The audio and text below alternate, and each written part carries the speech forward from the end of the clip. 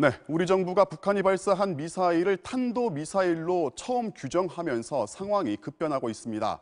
새로운 형태의 탄도미사일은 어떤 의미가 있는 건지 국방부 출입기자를 연결해서 좀 더 자세히 알아보겠습니다. 공윤선 기자. 네, 국방부입니다. 청와대가 조금 전에 오늘 북한이 발사한 미사일을 탄도미사일 이렇게 규정을 했단 말이죠. 일단 이게 어떤 특징이 있는 겁니까? 네, 우선 군이 밝힌 오늘 발사된 미사일의 특징은 지금껏 알려왔던 미사일과는 다른 양상을 보였습니다.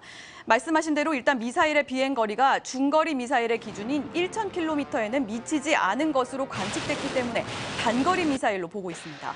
문제는 비행 형태인데요.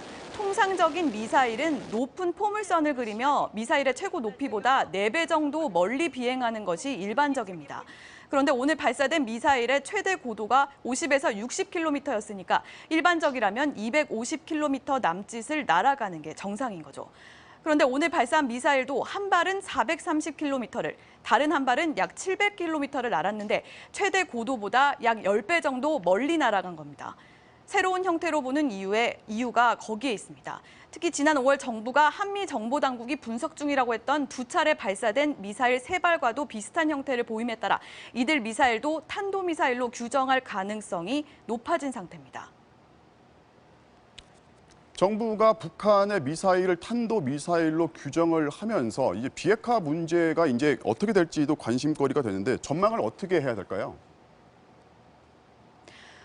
네. 당장은 지난달 언급했던 북미 실무 협상의 성사 여부가 불투명해집니다.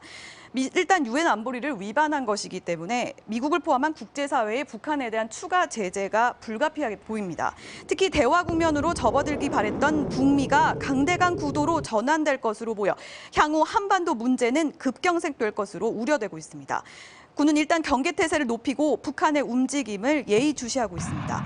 청와대는 주변국들과 정보를 공유하며 긴밀한 협력을 계속하겠다는 입장입니다. 지금까지 국방부에서 MBC 뉴스 공윤선입니다.